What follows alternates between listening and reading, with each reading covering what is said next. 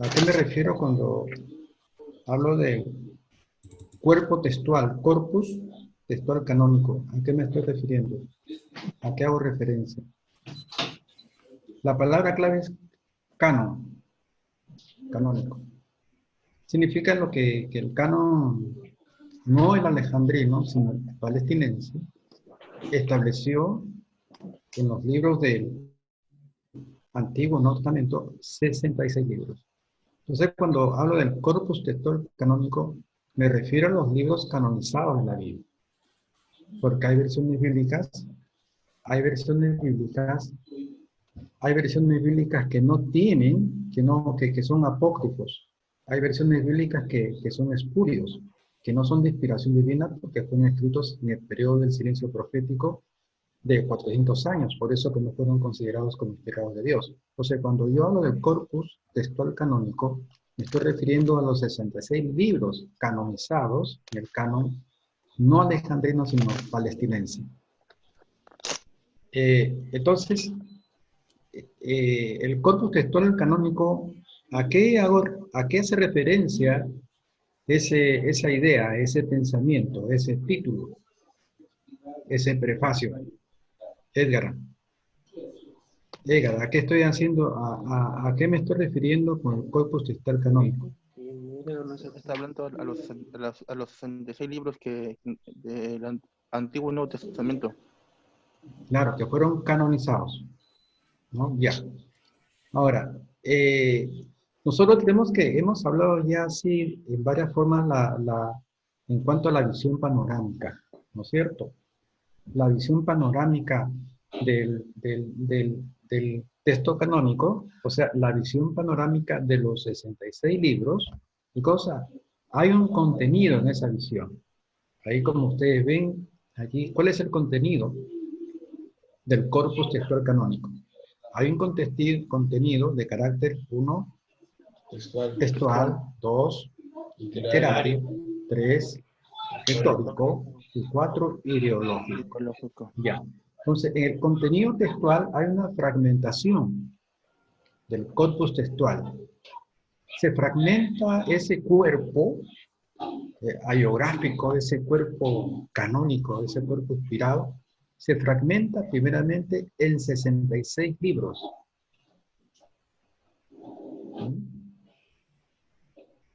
Luego entra un tecnicismo de muchos eruditos, muchos biblistas, donde fracciona esos 66 libros en 1188 capítulos y en 13.187 versículos. O sea que el contenido textual de la Biblia está fraccionado. ¿En qué está fraccionado el corpus textual canónico, mozo? ¿En qué está fraccionado el corpus textual canónico? En 66 libros. Ajá. 1188 capítulos y 13.187 versículos. Esa es la fragmentación textual, ¿no? La fragmentación textual. Háblame, Edgar, sobre la fragmentación textual del corpus bíblico.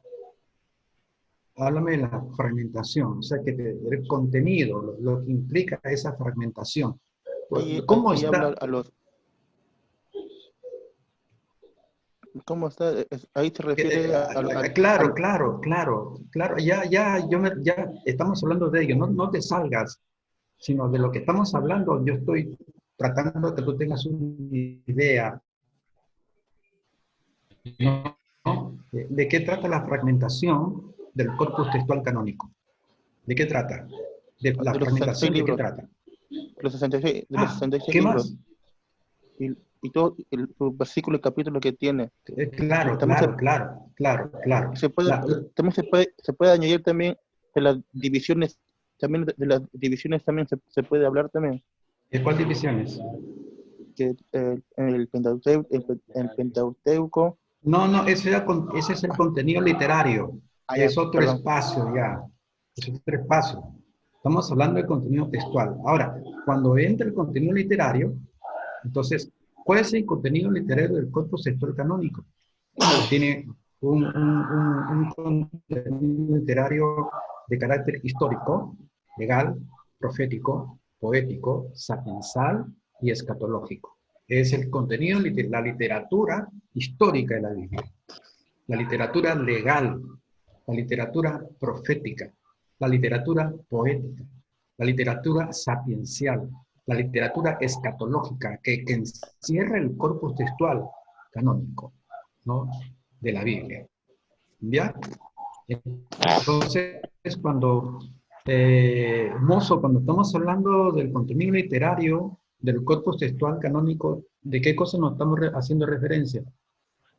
El literario, ¿Sí? de las divisiones que tiene, por ejemplo, los teóricos, libros de la ley, los proféticos, el Pentateuco, el poéticos, profetas mayores, profetas menores.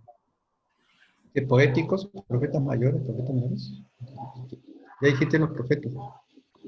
Proféticos. Ya, sí. Claro, se trata de, ¿cómo se llama? De la idea. La idea.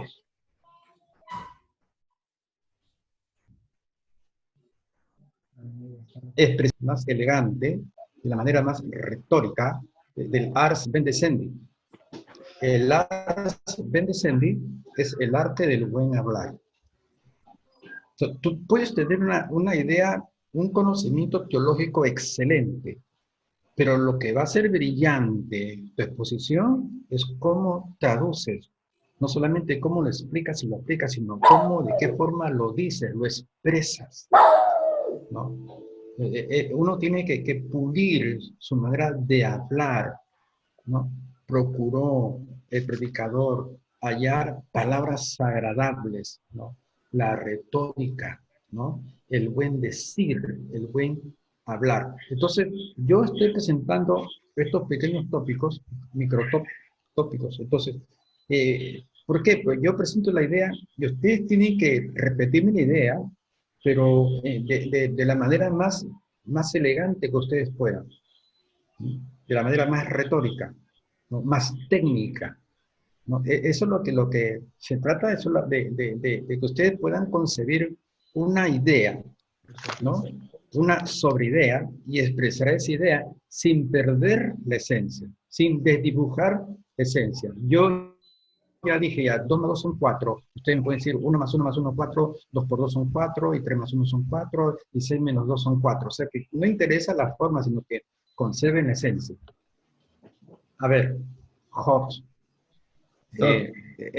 explícame sobre el contenido literario de la Biblia. Ya, en el contenido literario podemos encontrar que la palabra de Dios, los 66 libros canónicos, está dividido en...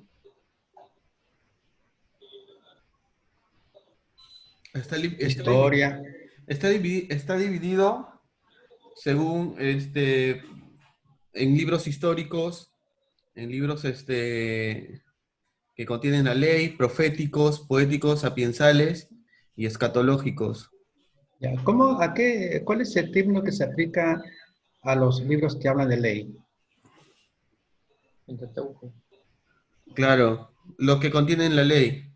Es legal. Legales. Bueno, El carácter legal. carácter legal. O sea, el contenido literario contiene 5 características muy importantes, como son un carácter histórico, un carácter legal, un carácter profético, poético, sapiensal y también un carácter escatológico.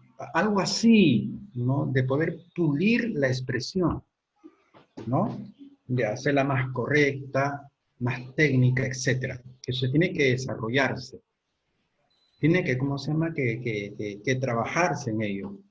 Porque ustedes van a sacar excelentes conclusiones, excelentes percepciones, excelentes dogmas, pero ¿cómo presentan ese dogma? ¿No? Es un arte, tú tienes que dibujar la palabra.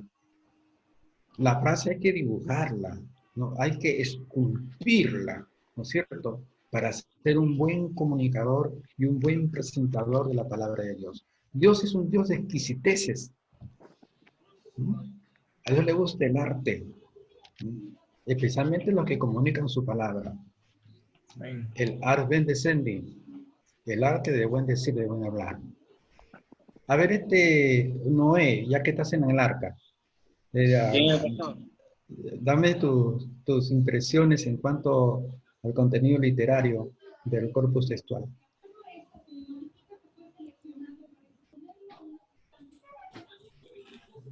Bueno, yo lo que puedo agregar es que primero la importancia de esta división, de saber el contenido, el corpus textual en cuanto a literario, porque nos va a ayudar a ubicar cuando vamos a abrir la palabra de Dios, a saber al momento de exponer o de hacer una prédica o de hacer un documento, vamos a saber a dónde ubicarnos, ¿no? Si de repente vamos a hablar de historia, tenemos los históricos, de la ley.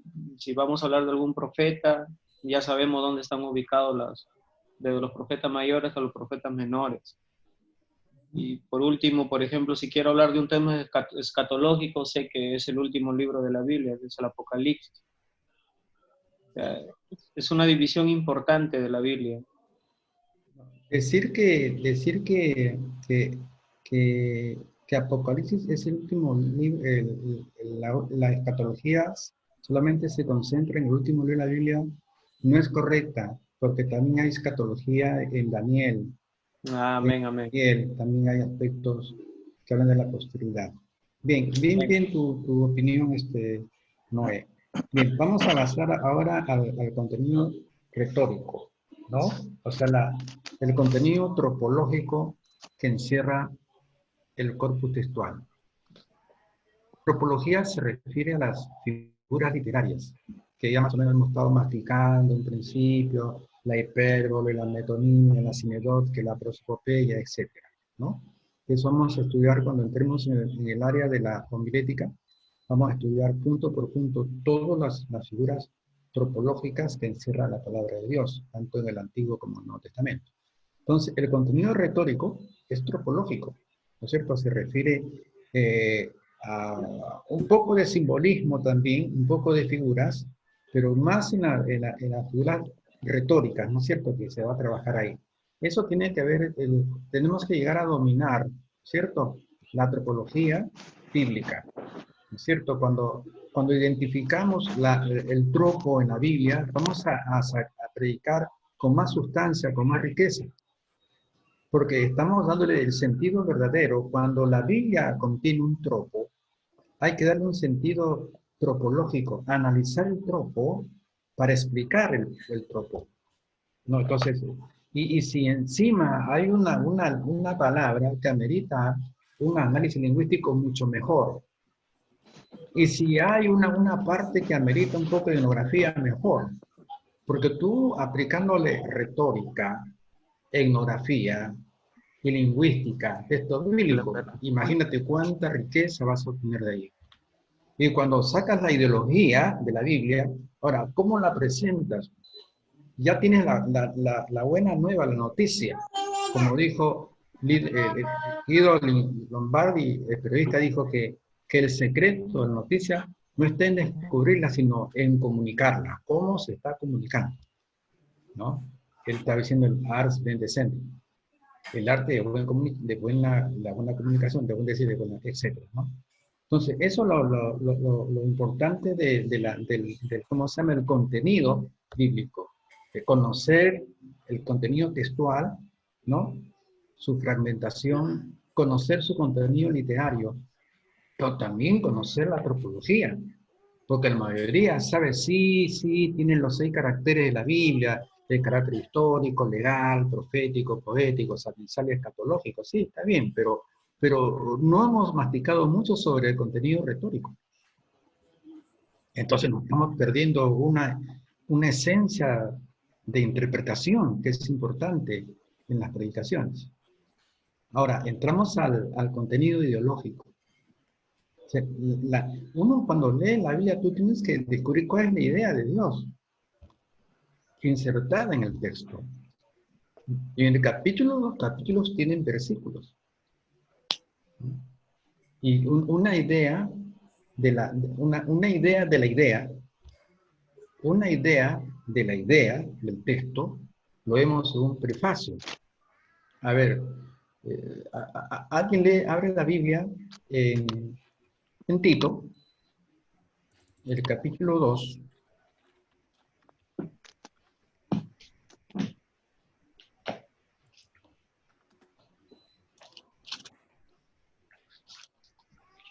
O mejor, Filemón.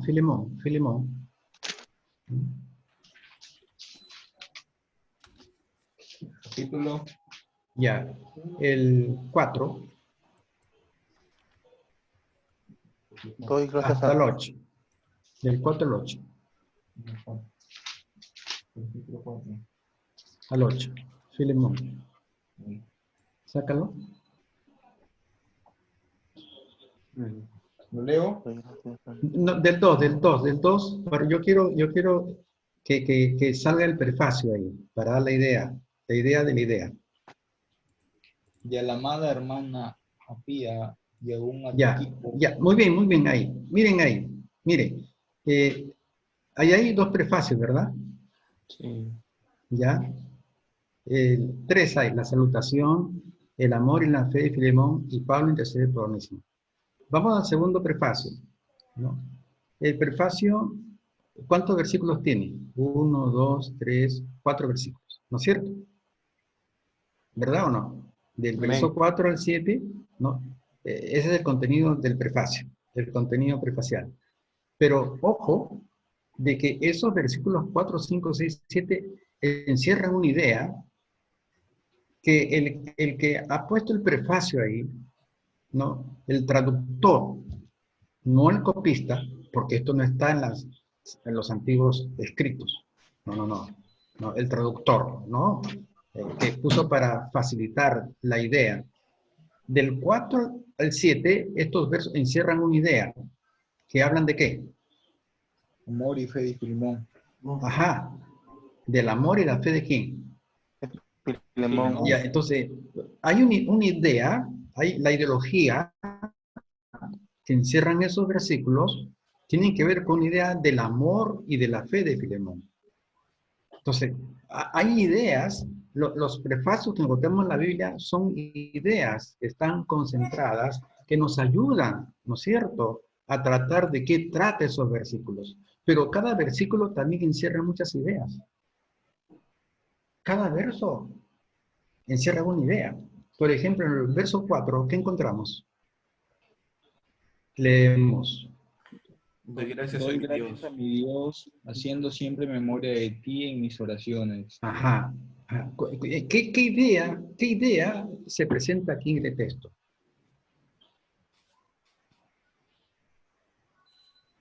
Un día de agradecimiento. Los ruegos. Ujú. De agradecimiento. ¿Ya? Una acción de gracias. Las oraciones. ¿Qué más? Que siempre está orando ¿Qué más? por él. La oración de unos a otros.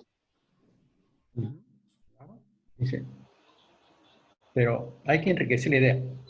Está bien, habla de orar unos por otros, pero una palabra clave, Interceder. haciendo siempre. Yo oro por Edgar. Sí, pero hace como 6 años que no oro por él.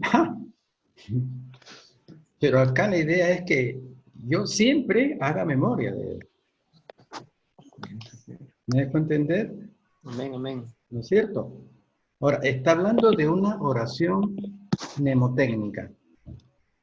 Sí, una oración que tiene que ver con el recuerdo, con la memoria, ¿no? Haciendo siempre mnemotecnia, siempre memoria de ti en mis oraciones. Esto habla de la responsabilidad devocional del creyente, que no tiene que perder la costumbre de interceder, de orar, de clamar por los hermanos. Es una idea magnífica que se desprende de allí. ¿no? Y la idea de Dios en ese texto es inyectarnos a nosotros la responsabilidad de estar de manera constante, consecutiva, permanente, asidua, orando los unos por los otros, haciendo siempre memoria de cada uno de nosotros en nuestras oraciones. ¿Se dan cuenta la idea? Es la exhortación. Es una idea de carácter exhortativa. ¿Qué es exhortar, Edgar? Animar, consolar. Ujú. Rogar. ¿Qué es rogar? Es rogando, ¿no? Ruega. Haciendo siempre memoria de ti en mis oraciones. O sea que dentro del marco de nuestras oraciones diarias están comprometidos todo el corpus eclesial. Entonces, ¿de qué nos enseña? Que nosotros tenemos un pequeño cuerpo académico, Gamaliel. Entonces, acá Dios, ¿qué nos está diciendo? Que tenemos que estar orando siempre los unos por los otros aquí, especialmente en este grupo. Ahí saca, de esa idea, pues, se saca temas, cualquier cantidad, de la unidad, el concepto de la unidad devocional, que estamos unidos no solamente física y corporalmente, no, sino devocionalmente, porque estamos en contacto de oración mutua, unos por los otros cada día, en todo tiempo, espacio y lugar. Entonces, vemos que cada texto tiene una ideología que no tenemos que captarla, ¿no? Sacar la ideología de cada texto. Ahora, cada texto encierra 1, 2, 3, 4, hasta 5 ideas puede presentarse un texto. Y Dios quiere que nosotros saquemos las ideas para presentar, ¿no? Cocinar las ideas, ¿no? Porque están un poco crudas. Cocinarlas para alimentar la idea a las audiencias. Bien, vamos nuevamente a la diapositiva.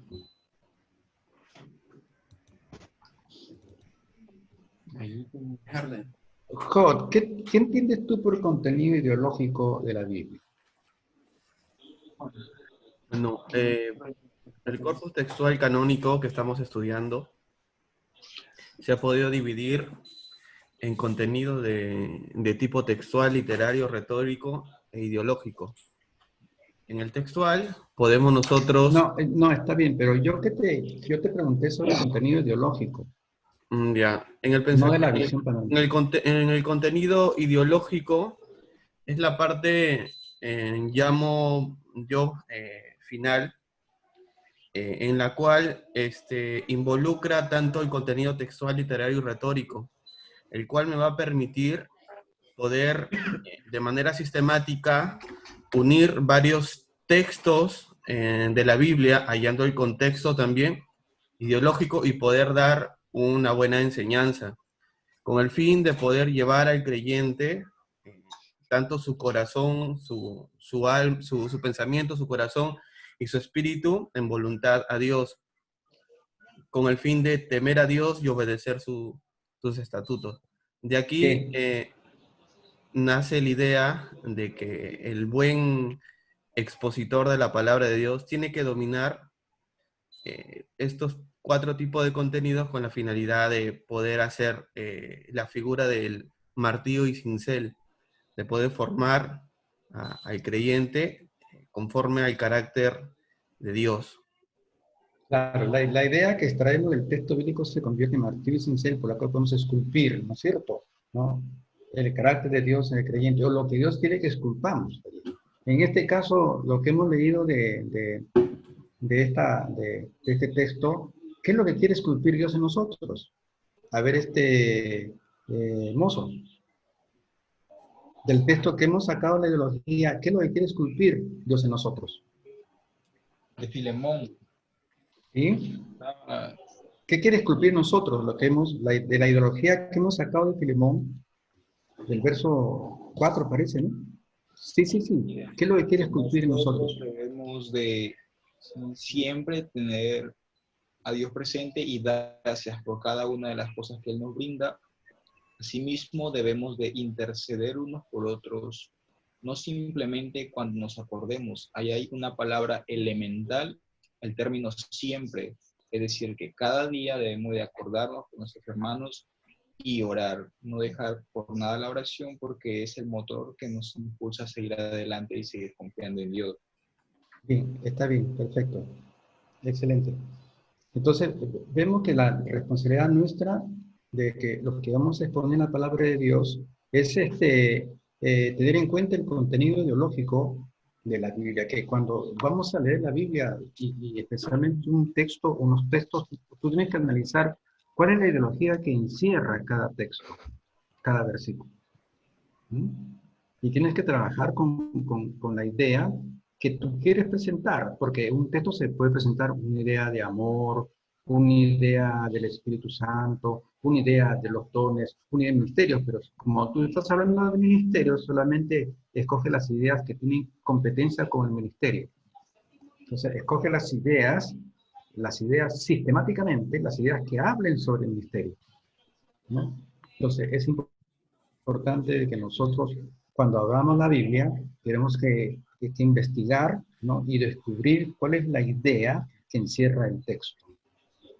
Bien, vamos a la segunda parte.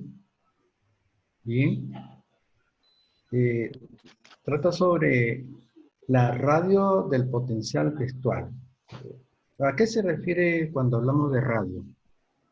No es precisamente un instrumento comunicativo, ¿no? Al rango de alcance, ¿no? Radio de acción, por decirlo, ¿cierto? O de alcance, etcétera, ¿no? Hasta dónde alcanza, ¿no? Es como una esfera, una dimensión de alcance, ¿no es cierto? Bien. Vamos a hablar de potencial y propósito del texto bíblico. Ahí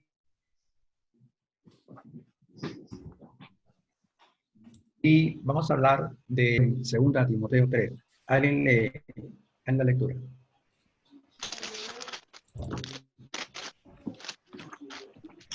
Ahí de la misma diapositiva. Y toda la escritura es inspirada, Sí, a ver. toda la escritura es inspirada por Dios, útil para enseñar, para redarguir, para corregir, para instruir en justicia, a fin que el hombre de Dios sea sea perfecto, enteramente preparado para toda buena obra. Ajá. Cuando dice que toda la palabra de Dios, ¿a qué se está refiriendo? Al Antiguo Testamento. Ya, pero Todo el canon, todos los libros canonizados. Escritura. claro, especialmente se refiere a la Tanaj, ¿no? La Tanaj hebrea, que contenía 24 libros, pero entre los 24 estaban los 39 libros, que ya expliqué ya, ¿no es cierto? Se está refiriendo a los libros de la ley y de los profetas, la Tanaj. Bien, pero acá había un potencial y propósito que ustedes están observando en la pantalla. ¿Con qué trata? En esa frase dice, usted para enseñar, ¿con qué está tratando? ¿Cuál es la radio de acción de la palabra de Dios? ¿Cuál es su radio de acción? ¿A dónde obra? ¿Con qué trata? ¿Cuál es la radio de acción de la palabra? El intelecto, la conciencia, el espíritu y la voluntad. Claro, esa es la radio de acción. Que yo cuando tomo la palabra y cuando yo la voy a aplicar, la voy a administrar, yo tengo que conocer cuál es la radio de acción de la palabra. ¿A dónde quiero yo llegar con la palabra? Y esto me enseña de que la palabra tiene que tratar con el intelecto, tiene que tratar con la conciencia, tiene que tratar con el espíritu y tiene que tratar con la voluntad de las personas. ¿Y cómo llego al intelecto de las personas? ¿Cómo llego al intelecto? ¿Cuándo qué? A través de la enseñanza. Cuando enseña. Ajá. ¿Qué cosa implica enseñar? Yo tengo que, mi radio de acción es proporcional, ¿qué cosa? Conocimiento. ¿Ah? Proporcionar cultura. Un estudio. Yo tengo que darle una enseñanza, una buena enseñanza. O sea, cuando vamos a predicar la palabra, tenemos en cuenta de que hay una radio de acción, hay un compromiso en nosotros, ¿no?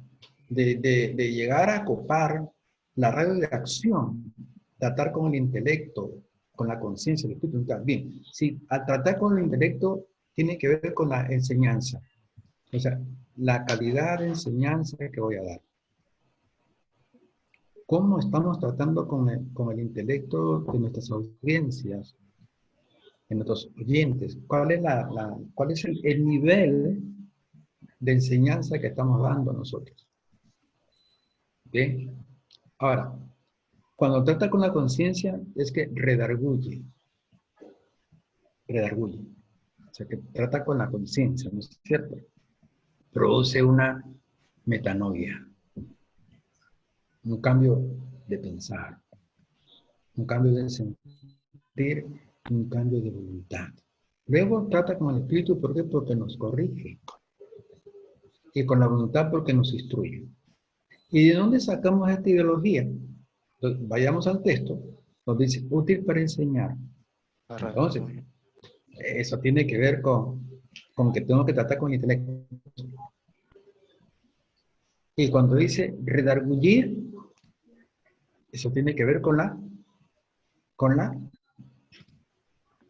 ¿están viendo la diapositiva? Claro, Conciencia, claro. Y cuando habla de corregir, ¿con qué trata? espíritu, Ah, y con el instruir. Con la voluntad. Ajá, porque una cosa es enseñar y otra cosa es instruir también. ¿Cierto?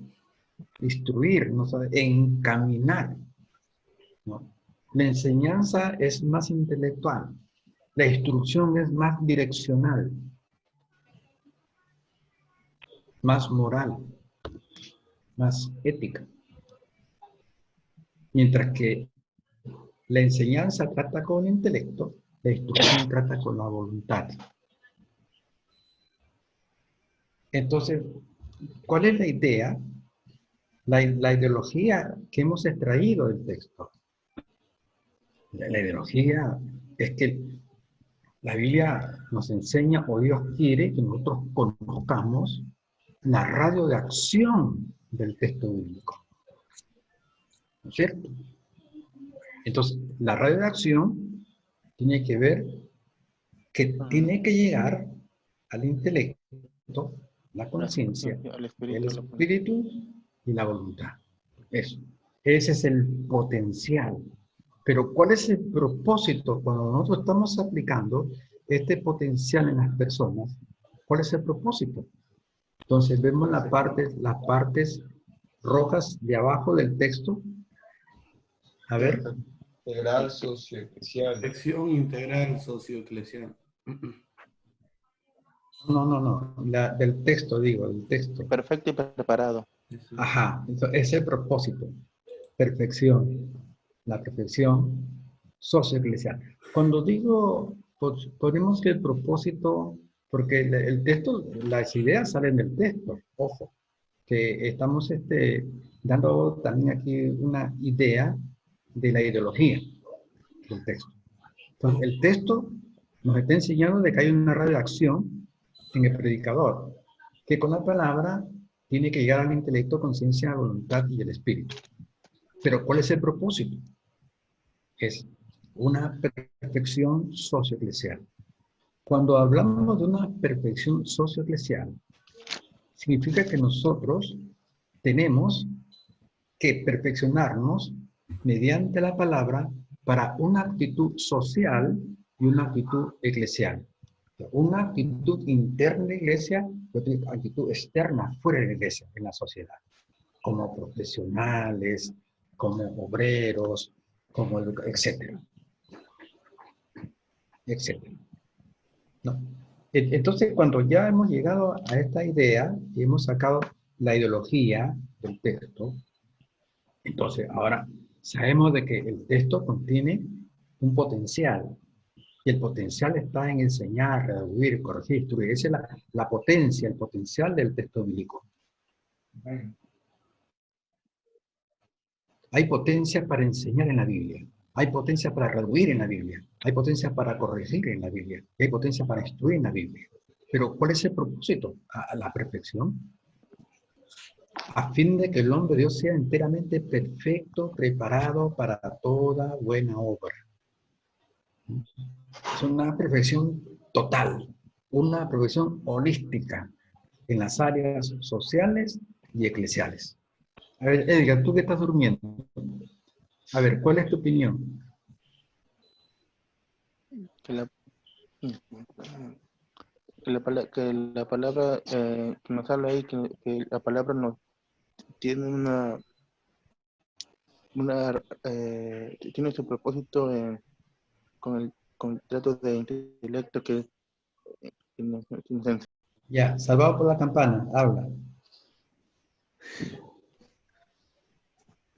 Háblame del potencial y propósito del texto bíblico.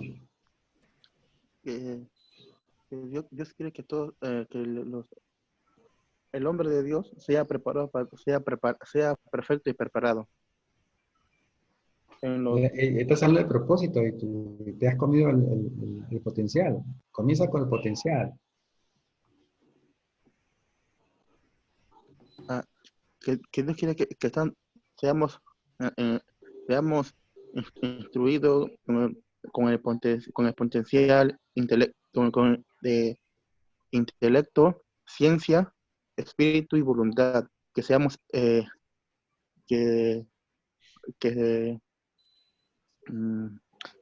intelecto, la enseñanza para poder redarguir, corregir e instruir. Ya, bien. Mozo, ¿cómo? Explícanos en cuanto a potencial y propósito del texto bíblico. Según el versículo de 2 Timoteo 3:16. Según de Timoteo no existe. Es segunda a Timoteo. A Timoteo. Sí.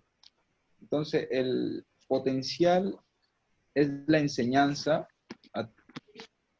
redarguir, corregir e instruir. ¿No? La enseñanza va unido con el intelecto, asimismo el redarguir va con la conciencia y el corregir con el espíritu, asimismo instruir con la voluntad de la persona.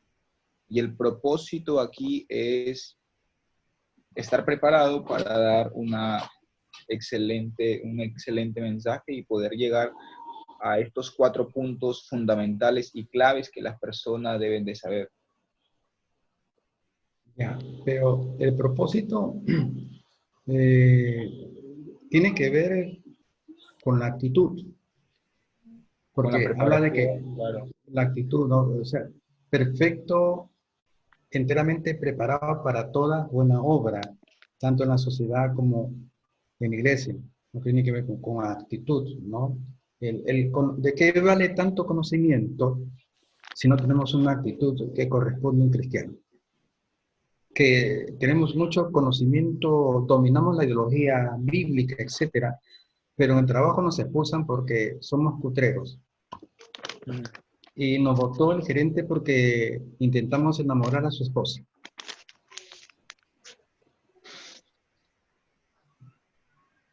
va de la mano eso. Perfecto. Madurez.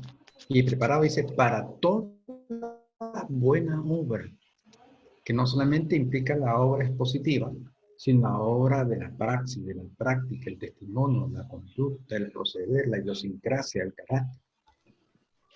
Es el potencial y el propósito de la vida.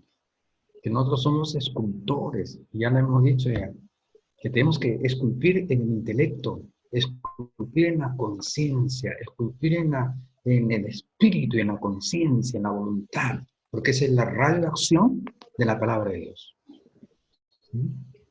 Entonces, esta actitud tiene que manifestarse no solamente de una forma interna a la iglesia, sino externa a la sociedad. O sea que el propósito de la palabra de Dios va un poquito más allá de lo que nosotros pensamos que es.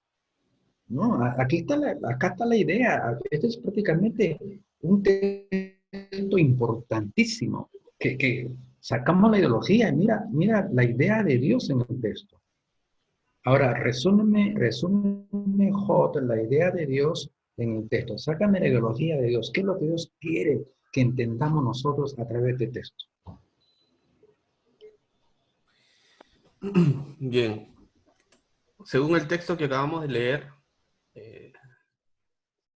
Dios pone a nuestra disposición en su palabra un sinnúmero de herramientas que nos permiten, que son útiles para nosotros porque nos da la capacidad ya para que podamos instruir, para que nosotros podamos llegar no solamente al intelecto, sino también a la conciencia del oyente, que nos permita pulir en el oyente y convencerlo de que si está en error, la palabra de Dios lo puede conducir a un mejor camino e instruirle para que pueda ser preparado, para que pueda llegar a una madurez y el cual va a ser útil también para la obra de Dios.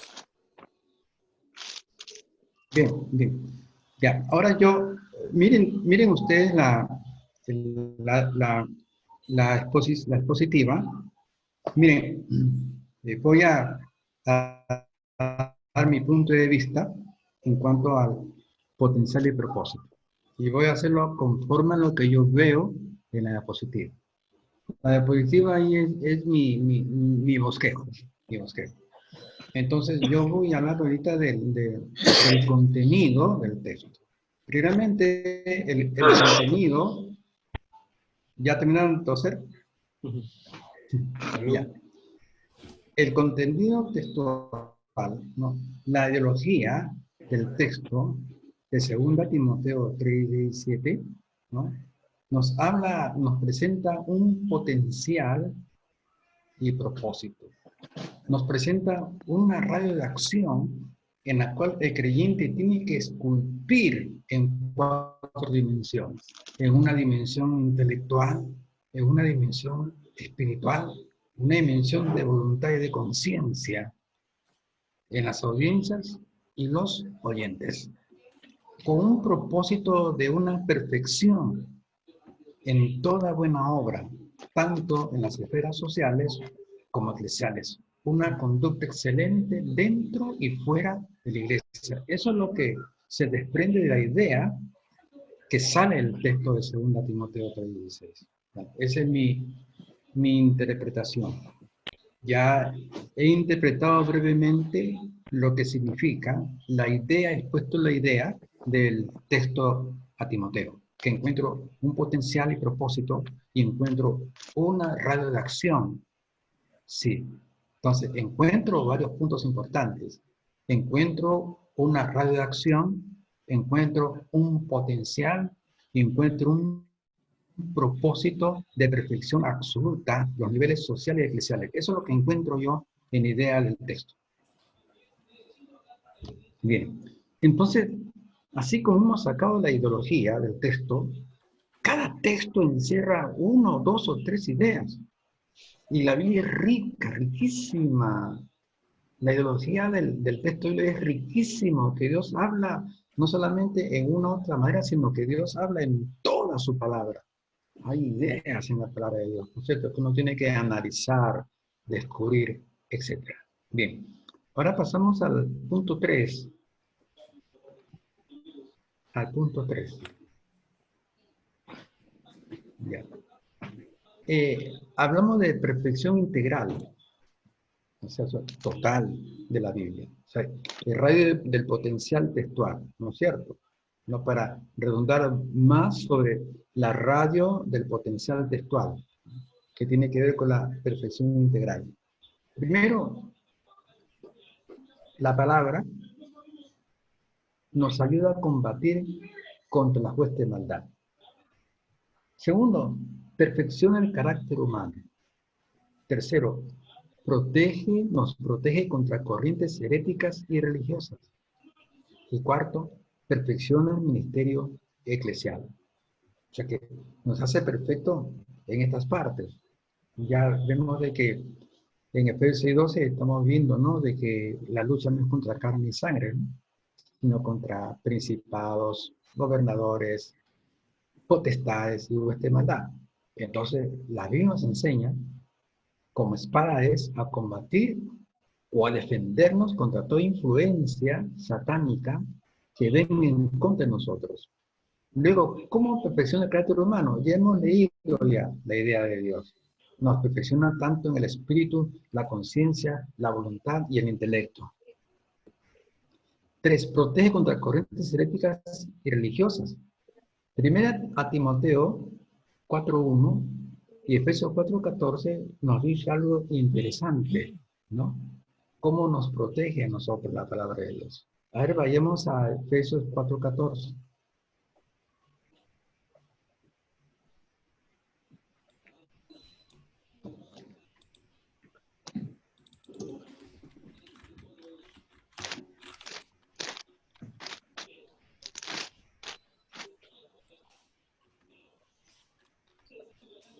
Pero el Espíritu dice claramente que en los posteros tiempos algunos apostatarán de la fe escuchando a espíritus engañadores y doctrina de demonios. Sí. Efesios 4:14.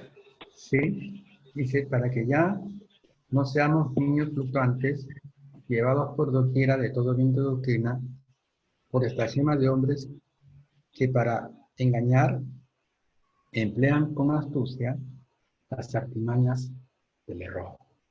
¿Cierto? Ahora, vamos nuevamente a la diapositiva.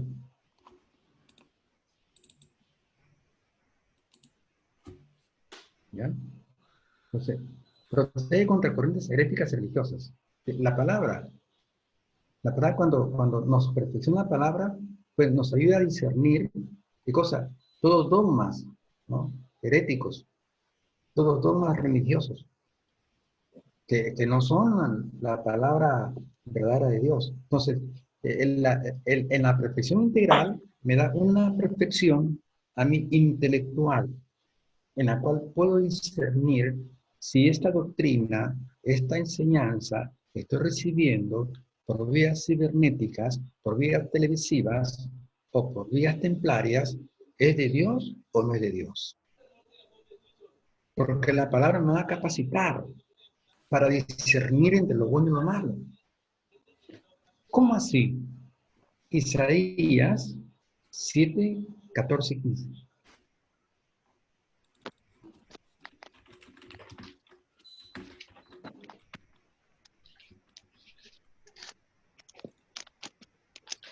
Por tanto, el Señor mismo os dará señal. He aquí que la Virgen concebirá y dará a luz un hijo y llamará su nombre Emmanuel. ¿Qué más? Comerá mantequilla y miel hasta que sepa desechar lo malo y escoger lo bueno. Ajá.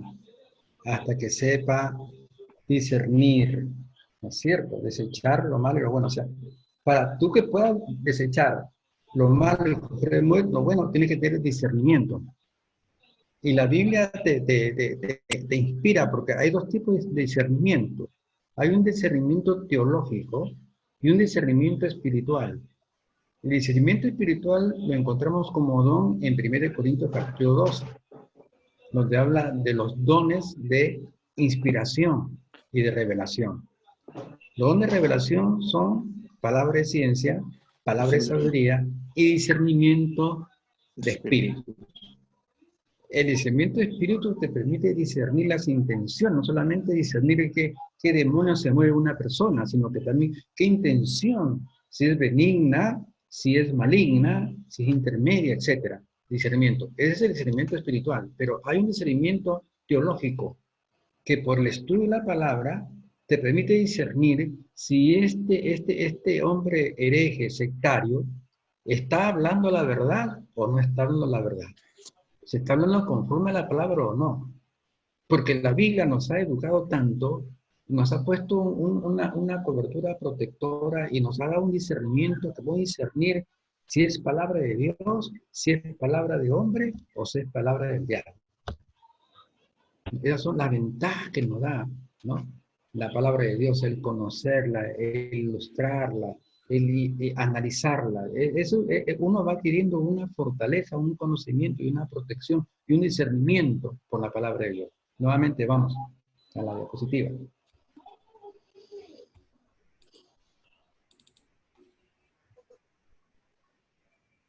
¿Ya? Ahora, cuarto punto en la perfección integral, perfecciona el ministerio eclesial. Bien, ya le hemos leído y vamos a ir leyendo Efesios 4, 11, 13 al 13.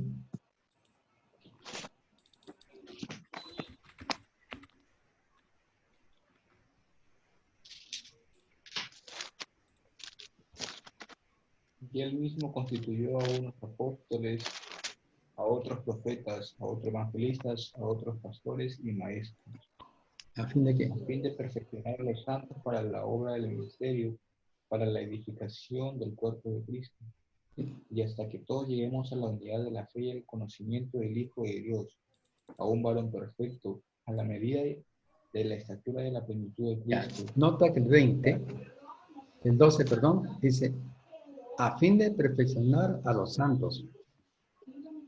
¿Para qué?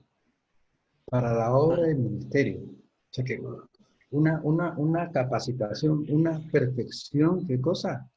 Ministerial, ¿no? Perfeccionar ministerialmente, ¿no? ¿Para qué? Para edificar. Nosotros no podemos edificar la obra si no somos perfeccionados en la palabra. Y hay 5 perspectivas de perfeccionamiento de la iglesia. La perspectiva apostólica, profética, evangelística, pastoral y docente. Que las iglesias grandes, por ejemplo, las iglesias que tienen un número importante, como por ejemplo nuestra denominación, que tiene varios miles de congregantes, dentro de los congregantes, de esos miles, hay simpatizantes, hay convencidos, hay convenidos, hay convertidos, hay consagrados, hay líderes y hay mayordomos. Los mayordomos son los que tienen ya el don vertical de Dios, que no son puestos por hombres, sino ordenados por hombres con una visión de Dios.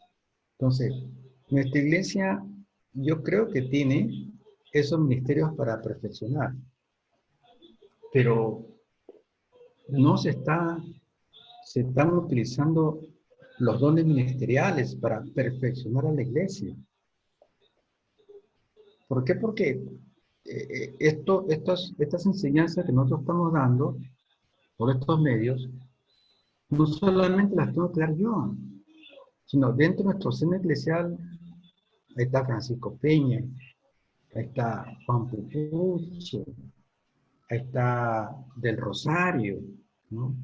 Ahí está Ronald Medina, ahí está también de las nuevas camadas, está Morocho, ¿no?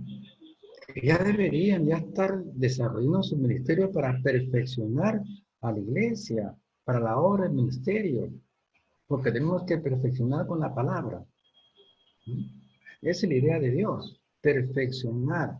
Para eso están los dones ministeriales, para perfeccionar a la iglesia para la obra del ministerio. ¿Perfeccionarlos en qué? En el conocimiento, está ahí, en el conocimiento.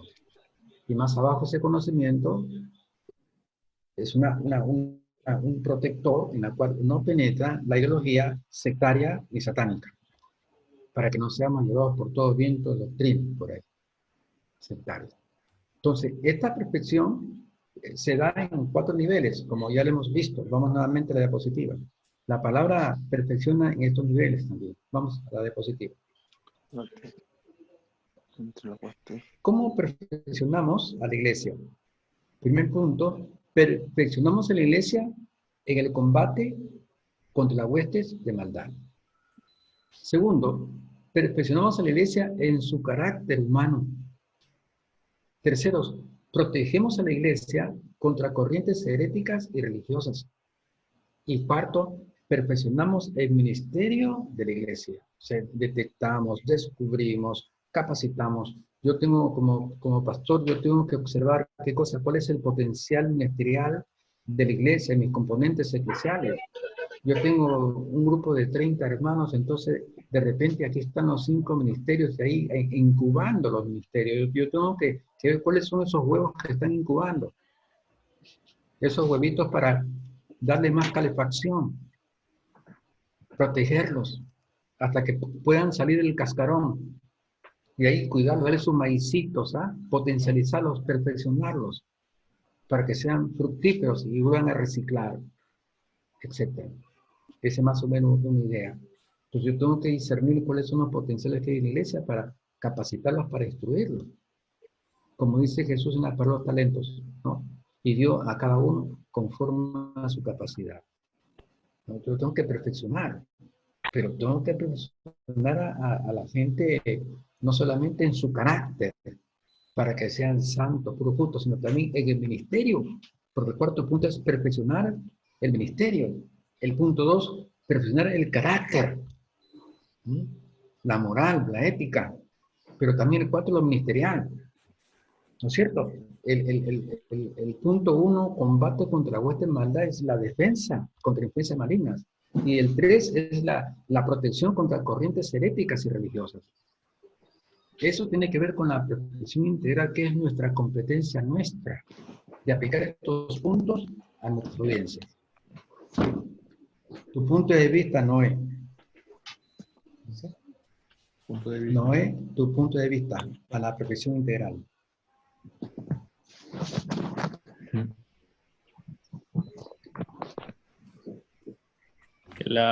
Esta perfección integral es netamente importante, porque porque la palabra nos va a perfeccionar en 4 niveles, ¿no? Como acabamos de ver. Y si son, pues, veo que nos va a perfeccionar en unas luchas que son constantes en nosotros, por ejemplo, contra la hueste de maldad, que nos habla en Efesios, que nos habla de la armadura de Dios. Nos va a perfeccionar el carácter humano, ya que Pablo dijo que se dio cuenta que el pecado moraba en él. Va a perfeccionar el carácter, nos va a proteger contra corrientes heréticas y religiosas. Y todo eso nos va a perfeccionar en el ministerio eclesial, ¿no? Ya como que vamos a estar respaldados por esta perfección integral. Claro, etcétera. Muy bien. Ya, pasamos ahora, porque el tiempo nos va a quedar chico, al 4 Job. Ajá. La interpretación textual. Los requisitos. Primero, el análisis contextual, perdón. Luego la interpretación textual. Para llegar a una interpretación textual, o sea que yo, para que pueda interpretar un solo texto, tengo que analizar otros textos, o sea, hacer, punto 1, un análisis contextual, ¿no? Que comprometen a la idea del texto. Yo cuando saqué la idea del texto, de un texto, entonces voy a obtener el bloque contextual que también mantiene la misma esencia de la idea para desarrollarla, o sea, analizarla. Entonces, esa idea que yo he sacado del texto, tengo que analizarla en esos contextos, los 3 últimos, en un contexto etnográfico, un contexto lingüístico y un contexto retórico. O sea, la idea de acá que sacamos del texto tiene que pasar por un puente para llevar a una interpretación textual. Mire usted miren toda la diapositiva para explicarles, ¿ya? Miren la diapositiva. Venga. Miren. El punto 1 es el análisis textual. Pero para yo llegar al punto 2, que es la interpretación textual, yo tengo que cruzar un puente intermedio. ¿Y en qué consiste ese puente? En el contexto neumatológico el contexto etnográfico, lingüístico y retórico. ¿Por qué pongo el contexto neumatológico yo? Porque tengo que someterme al Espíritu de Dios, que me va a ayudar a recordar lo que yo he aprendido, lo que yo he estudiado, y me va a ayudar a exponerlo, que Él pondrá las palabras precisas, las palabras certeras, y pondrá la retórica necesaria, porque el Espíritu Santo inspiró con retórica la palabra del Señor, conforme a las culturas de los pueblos. Entonces, a Él le plació, ojo acá, le plació primeramente inspirar la palabra en el contexto idiomático hebreo, en lengua hebrea. Y la lengua hebrea tiene sus modismos, tiene sus formas, tiene sus significados, que son muchas veces en un 90% muy distinto al significado hispano. ¿Mm? Y entonces yo tengo que hacer ese análisis lingüístico. ¿Mm? Tengo que, de ley, dime la neta. El Señor habló a los hebreos en hebreo y a los griegos en griego. Y punto. No en castellano. La única forma, la única manera, única exclusivamente, que Dios habló en diversas lenguas al pueblo cosmopolita de Jerusalén fue en el Pentecostés, donde toda esa gente, ¿no? Árabes, cretenses, de África, de Capadocia, de Egipto, de Siria, que ahí se comenzó a exponer el primer mensaje cristiano. El evangelio se predicó en otras lenguas distintas, no en el hebreo solamente, sino que si vemos lo que dice Hechos, en el capítulo 2, vamos a hablar cómo se manifiestan las lenguas con un propósito misionero. Y en las lenguas hablaban los discípulos, los 120, las maravillas del reino de Dios. O sea, la primera expresión misionera fue en lenguas, no angélicas, sino en lenguas humanas, o sea, en idiomas terrenos, para que todo el mundo escuchase el mensaje del reino de Dios. Bien. Pero aquí estamos viendo que para del punto análisis, para llegar al punto 2, la interpretación textual, se necesita un análisis contextual. O sea, cruzar con un puente. Y ese puente tiene que ver con los contextos neumatológicos, etnográficos, lingüísticos y retóricos. Cuando hablamos del contexto neumatológico, ¿a qué nos estamos refiriendo, Edgar? Al estudio de Dios, el estudio del Espíritu Santo. Esa es neumatología, ¿no? Sí. Yo me refiero a el puente intermedio, pongo no analizar en sí al Espíritu Santo, que es muy aparte, es una actitud devocional. Perdóname que no había explicado un principio para evitar confusión. Entiendo que tú confundas el neumatológico con el estudio porque no te expliqué, sino que puse como primera opción la dependencia del Espíritu Santo para que nos ayude a nosotros a hacer precisamente el análisis del contexto etnográfico, lingüístico y retórico. Entonces, cuando pongo yo que el puente intermedio para una interpretación textual correcta, necesito del Espíritu Santo de Dios, que me ayude a entender, a comprender, a discernir, a discutir, a explicar y aplicar la palabra correctamente, no como yo, sino como Él. Porque si Él inspiró la palabra de Dios, pues me tiene que enseñar cómo interpretarla y cómo explicarla y aplicarla.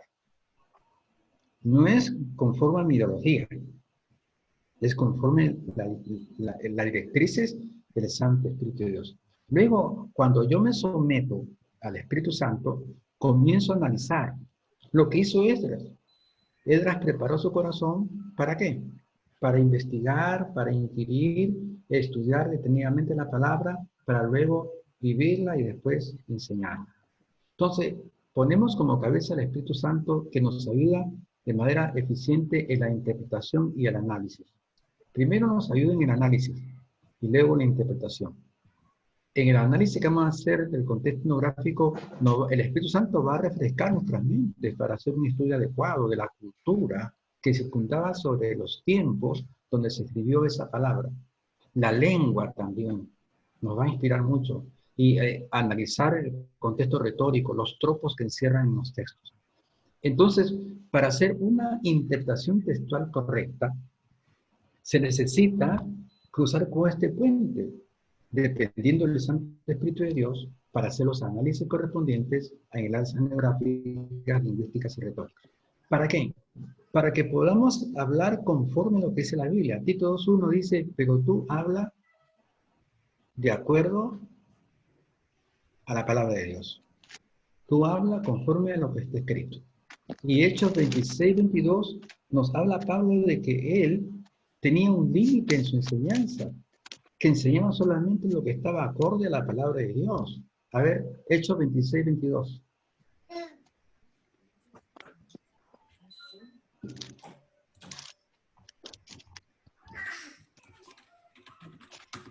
Pero habiendo obtenido auxilio de Dios, perseveró hasta el día de hoy, dando testimonio a pequeños y a grandes, no diciendo nada fuera de las cosas que los profetas y Moisés dijeron que habían de suceder. Claro, no diciendo nada fuera de las cosas que Moisés y los profetas dijeron. O sea, se sometía estrictamente a los dichos de la palabra de Dios, a los dichos históricos, legales y proféticos de la Tanaj. Solamente hablaba lo que estaba escrito. Esto era enseñar lo que está escrito. O sea, ¿qué enseñaba Pablo? Pablo enseñaba la ideología legal, la ideología profética de la Tanaj, y no se salía ni a diestra ni a siniestra. O sea, uno tiene que extraer la ideología para exponerla, sin añadir y sin quitar. Bien, yo quiero hacer una pregunta, el texto a Edgar. Edgar, en el 22 dice, pero habiendo obtenido auxilio de Dios, persevero hasta el día de hoy, dando testimonio a pequeños y a grandes. ¿Qué entiendes cuando dice a pequeños y grandes? Que daba testimonio. Que él daba testimonio a... Ahí no, como yo lo entiendo, ahí no se refiere a edad, sino al estado que se puede decir tanto como a ricos como a pobres. Te voy a dar la idea. El pequeños y grandes no corresponde a un contexto cronológico que habla de edades, ¿no es cierto? Los pequeños no se refiere a los niños. Ahí te refieres, el pequeño no se refiere, no tiene un contexto antropológico, sino tiene un contexto social. No pasa, le he dicho que ahí no está hablando de edad, sino Sí, que habla de ricos y pobres. pero está mal enfocado. Está bien, pero está entreverado tu exposición. Perdón. Te voy a explicar. La palabra pequeño y grandes no tienen un contexto geográfico ni cronológico, sino tienen un contexto netamente social. En la sociedad de aquella época, los pequeños eran llamados a los de humilde condición o de escasa condición económica y social. No, los esclavos, los sirvientes, los agricultores, ¿no? Los panaderos, los zapateros, los hilanderos. Los grandes eran los grandes gamonales, las grandes potestades económicas, los príncipes, los reyes. Ese era el contexto social, ¿no? Entonces, él daba testimonios. ¿Cuál es la idea de ahí de Pablo? Dar testimonio en todas las escalas sociales, en todas las escalas de esferas sociales, a pobres y a ricos. ¿Y qué enseñaba él? Él suponía la ideología legal y profética de la Tanaj. ¿Y cómo enseñaba? No diciendo nada fuera de las cosas que los profetas y Moisés dijeron que había de suceder, ¿no? O sea que estamos viendo ahí cómo esa disciplina de predicar solamente la ideología perfecta de Dios, sin añadir ni quitar. Ahora, vamos a la diapositiva.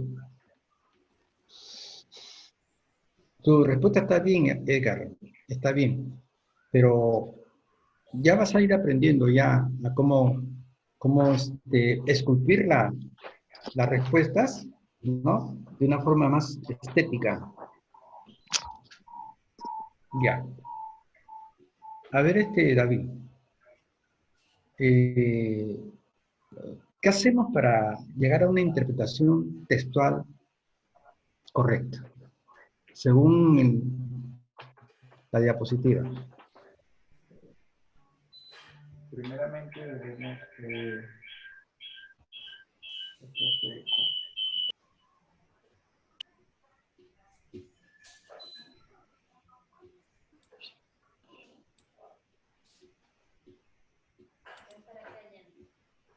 Mira la diapositiva y trabaja con la diapositiva.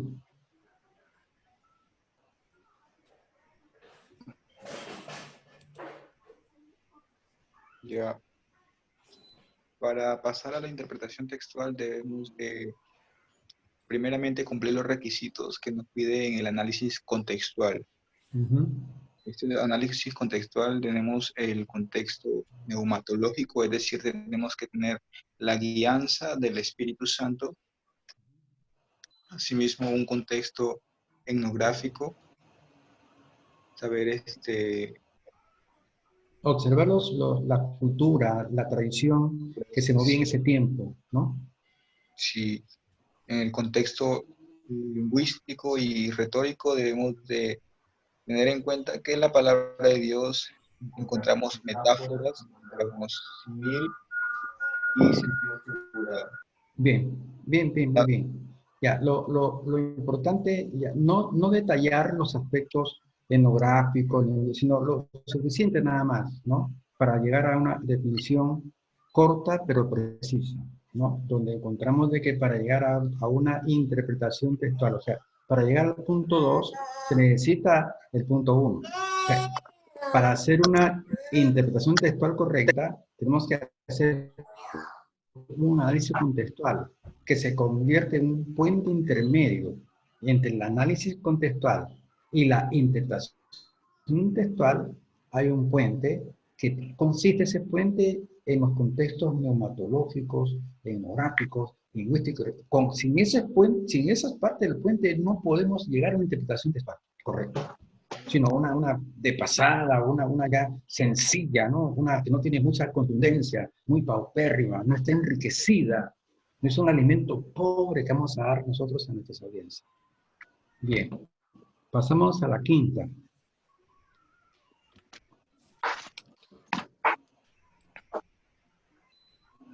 Esta es la acción microscópica textual. Sí, cuando en la microscópica de Lucas, cuando se acuerdan en Lucas 1, 3, 4, vamos un momentito al 1, 3, 4 de Lucas. Lucas 3. 1, 3 y 4. Capítulo 1, 3 y 4.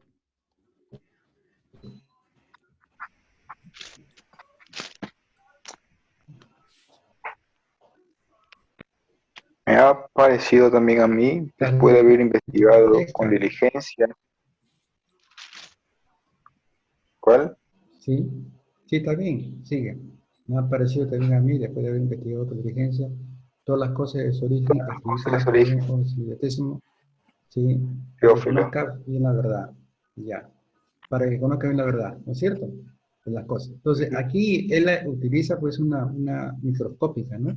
Ya, habla de su origen, las raíces, el principio del génesis, las cosas. Y ahora, vamos a la diapositiva.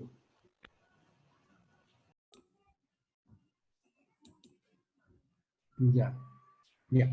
Entonces, en la acción microscópica de Lucas, hay principios, 7 principios. Que Lucas, cuando dice un dirigente, desde el Génesis, desde el principio, desde el comienzo, desde el origen, entonces aplica 7 interrogantes que nosotros tenemos que aplicarla. El quién lo escribió, a quién lo escribió, qué escribió, dónde lo escribió, cuándo lo escribió, por qué lo escribió y cómo lo escribió. Entonces, ahí vemos aquí al transmisor, al receptor, el contenido, el espacio, el tiempo y el propósito. Vamos a explicarlo bien. Cuando preguntamos a la Biblia quién lo escribió, nos estamos investigando sobre el transmisor. ¿Quién transmitió esta palabra? Podría ser un biógrafo o un apóstol, etc., ¿no? ¿A quién es el receptor? ¿Qué es el contenido? O sea, ¿qué escribió? Es el contenido. ¿Dónde escribió? Es el espacio. ¿Cuándo escribió? Es el tiempo. ¿Por qué escribió? Es el propósito. ¿Y cómo escribió? Es el estilo. Entonces vemos el qué, a quién, qué, dónde, cuándo, por qué y cómo. ¿Quién lo escribió? ¿A quién lo escribió? ¿Qué escribió? ¿Dónde escribió? ¿Cuándo escribió? ¿Por qué escribió? ¿Y cómo escribió? Bien, el quién escribió tiene que ver con el transmisor. ¿A quién escribió? Tiene que ver con el receptor. ¿Qué escribió? Tiene que ver con el contenido. ¿Dónde escribió? Tiene que ver con el espacio. ¿Cuándo escribió? Tiene que ver con el tiempo. ¿Por qué escribió? Tiene que ver con el propósito. Y cómo escribió tiene que ver con el estilo. Entonces, ¿qué compromete el estudio microscópico de Lucas cuando dice, me he propuesto investigar detenidamente desde el principio, de las raíces de todas las cosas? Vaya, pues son principios lucanos que nosotros tenemos que imitar para una perfecta enseñanza o instrucción, porque el propósito de esto era para que conozcas bien las cosas con las cuales has sido instruido. Ahora, la microscópica de Lucas implicaba el análisis histórico, el etnográfico, el biográfico, ¿no? El biográfico porque comienza a hablar sobre la biografía de Jesús. Etnográfico porque la cultura que se movió ese tiempo. Histórico por la historia de atrás, las simbologías mesiánicas. Comienza a analizar todas las profecías en cuanto a Cristo. ¿Ves? Entonces, la Biblia amerita hacer una acción microscópica textual. Preguntar, uno, repita conmigo, ¿quién qué? ¿Quién qué? ¿Quién escribió? ¿A quién qué? ¿A quién ¿Quién escribió? qué? ¿Dónde Espacio. escribió? ¿Cuándo escribió? ¿Por qué ¿Por qué lo escribió? escribió? ¿Y cómo escribió? ¿Qué es el estilo? Entonces, Amén. tenemos que ver el transmisor, el receptor, el contenido, el espacio, el tiempo, el propósito y el estilo. O sea, ese es nuestro compromiso. Analizar al transmisor, al que escribió. Analizar al receptor, quién lo recibió. Analizar el contenido, qué contiene, qué hay. Hay retórica. ¿Qué cosa hay? Hay historia. ¿Qué contiene el mensaje? El espacio. Analizar en qué espacio, ¿no? En qué lugar, dónde fue, el espacio geográfico, el tiempo, antes de Cristo, después de Cristo, el propósito, cuál es la enseñanza, qué se propone, el contenido, y el cómo es el estilo, cómo lo escribió.